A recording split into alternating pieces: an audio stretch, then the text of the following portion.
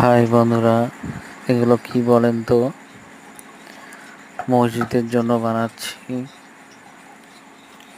কাজের খুব চাপ, ওই জন্য রাত্রে পালিশ করতে হচ্ছে।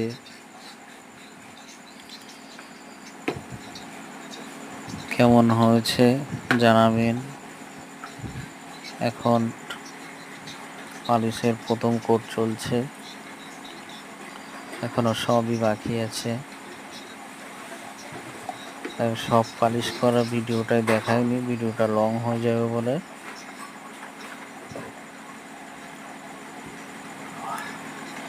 এটা প্রথম কোট দিচ্ছি, দেওয়ার পরে আবার ভালো করে ঘষতে হবে।